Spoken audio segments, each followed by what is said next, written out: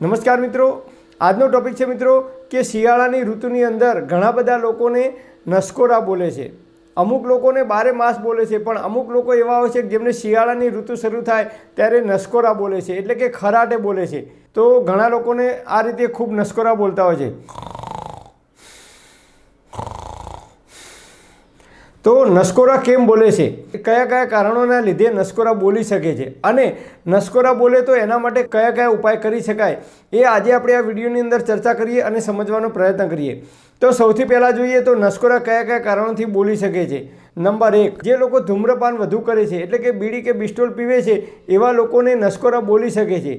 Number 2, જે લોકો વધુ પડતું આલ્કોહોલનું સેવન કરે છે, એટલે કે દારૂનું સેવન કરે છે, એવા લોકોને પણ નસકોરા બોલી શકે છે. નંબર 3, જે લોકોના શરીરમાં વજન વધારે છે, ચરબી વધારે છે, એટલે કે પેટની હોડી વધી ગઈ છે, તો એવા લોકોને પણ નસકોરા બોલી શકે છે. પાતળા લોકોને પણ બોલી શકે છે, પરંતુ પાતળા લોકો કરતાં જે લોકોની હોડી વધી ગઈ હોય, વજન વધી ગયું હોય, એવા લોકોને વધારે પ્રમાણમાં બોલે છે. અને બહેનો કરતાં ભાઈઓની અંદર આ બીમારી વધારે જોવા મળે છે, અને આ એક ગંભીર બીમારી છે, પરંતુ આપણે એને ધ્યાન ઉપર લેતા નથી. નંબર 4, જે લોકોનું વજન વધારે છે અને સીધા સૂઈ જાય છે, પીઠ ઉપર સૂઈ જાય છે, તો પણ નસકોરા બોલી શકે છે. નંબર 5, ગળાની અંદર કંઈક તકલીફ થઈ હોય, ઇન્ફેક્શન આવ્યું હોય, સોજો આવ્યો હોય, તો એના કારણે પણ નસકોરા બોલી શકે છે. નંબર 6, ઊંઘની ગોળીઓ કે વધારે પડતી દવાઓનું સેવન કરવાને કારણે પણ નસકોરા બોલી શકે છે. નંબર 7, રાત્રે આઈસ્ક્રીમ કે ઠંડા પીણા કે ઠંડુ પાણી પીને સૂવામાં આવે તો પણ એના કારણે પણ ગળામાં તકલીફ થાય, તો એના કારણે પણ નસકોરા બોલી શકે છે. એટલે રાત્રે સૂતી વખતે આઈસ્ક્રીમ કે ઠંડા પીણા કે ઠંડુ પાણી પીવું જોઈએ નહીં, જે લોકોને નસકોરા બોલવાનો પ્રોબ્લેમ હોય એવા લોકોએ.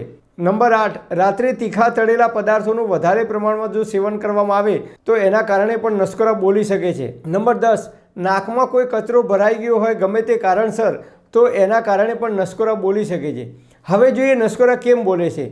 તો જ્યારે આપણે સૂઈ જઈએ છીએ ત્યારે ગમે તે કારણસર નાકથી આપણે શ્વાસ લઈ શકતા નથી, જેના કારણે મોઢાથી શ્વાસ લેવો પડે છે. અને મોઢાથી જ્યારે શ્વાસ લઈએ છીએ ત્યારે ગળાની અંદરથી અવાજ આવે છે. મોઢાથી જ્યારે આપણે શ્વાસ લઈએ છીએ ત્યારે ગળાની અંદર સોજો આવ્યો હોય કે ગળાની અંદર કંઈ તકલીફ થઈ હોય, તો એના કારણે એ ગળાની અંદરથી અવાજ આવે છે, જેને આપણે નસકોરા બોલે એમ કહીએ છીએ, અથવા ખરાટે બોલે છે એવું પણ કહીએ છીએ. તો હવે ખરાટે બોલે કે નસકોરા બોલે તો કયા કયા ઉપાય કરી શકાય. નંબર 1, જે લોકોને નસકોરા બોલે છે એવા લોકોએ નિયમિત પ્રાણાયામ કરવા જોઈએ. સવારે ભૂખ્યા પેટે અને સાંજે ભૂખ્યા પેટે અનુલોમ વિલોમ તમે પ્રાણાયામ કરો 15 થી 20 મિનિટ, અથવા કપાલભાતિ કરો 10 થી 15 મિનિટ. તમે નિયમિત જો પ્રાણાયામ કરવાનું રાખશો, નસકોરા બોલવાનો જે બીમારી છે એ ધીમે ધીમે ઓટોમેટિક દૂર થઈ જશે. ઉપાય નંબર 2, મીઠાના કોગળા કરવાના.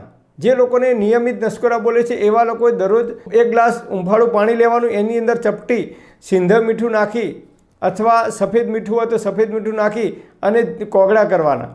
તો ગળાની અંદર જે સોજો આવ્યો કે ઇન્ફેક્શન હોય તો એના કારણે પણ એ નસકોરા બોલી શકે છે. ઉપાય નંબર 3, જે લોકો સીધા સૂઈ જાય છે એ લોકોને નસકોરા બોલતા હોય તો ડાબા પડખે સૂઈ જવાનું, અને ડાબા પડખે જો નસકોરા બોલતા હોય તો જમણા પડખે સૂઈ જવાનું. તમે પડખું ફેરવશો એટલે ઓટોમેટિક નસકોરા જે બોલે છે એ તરત જ બંધ થઈ જશે.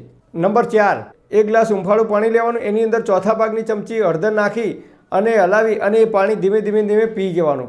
તો હળદર પીવાથી ગળાની અંદર જે કંઈ તકલીફ હોય, સોજો આવ્યો હોય, તો પણ એ ધીમે ધીમે દૂર થાય છે, અને એના કારણે શ્વાસ લેવામાં જે મુશ્કેલી પડતી હોય દૂર થાય છે, જેના કારણે નસકોરા બોલવાનો પ્રોબ્લેમ છે એ ધીમે ધીમે દૂર થઈ જાય છે.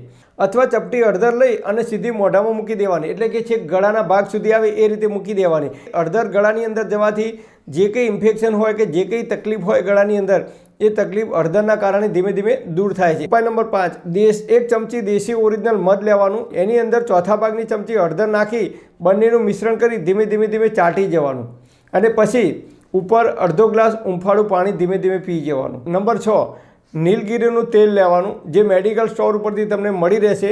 1 ગ્લાસ પાણી લેવાનું તપેલીની અંદર, એને ઉકાળવા, બરાબર ઉકળે પછી ગેસ બંધ કરી નીચે મૂકી એની અંદર નીલગીરીના તેલના 2 કે 3 ટીમ્પા પાડવાના, અને પછી માથે ધાબળો ઓઢી અને પછી આપણે જેમ નાહ લઈએ છીએ એ રીતે નાહ લેવાનું.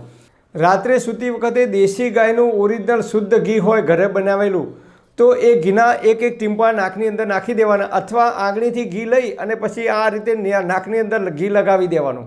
જે લોકોને નિયમિત રાત્રે ઊંઘે કે તરત જ જો નસકોરા બોલતા હોય તો એવા લોકોએ દરરોજ મીઠાના કોગળા કરવાના, ચપટી હળદર મોઢામાં મૂકી દેવાની અને દરરોજ પ્રાણાયામ કરવાના. તો તમારા જે નસકોરા બોલવાની, ખરાટે બોલવાની જે બીમારી છે એ ધીમે ધીમે ઓટોમેટિક દૂર થઈ જશે. પરમપિતા પરમાત્મા આપ સર્વેને તંદુરસ્ત અને નિરોગી રાખે એવી હૃદયપૂર્વક મારી પ્રાર્થના. Thanks for watching my video. Thank you.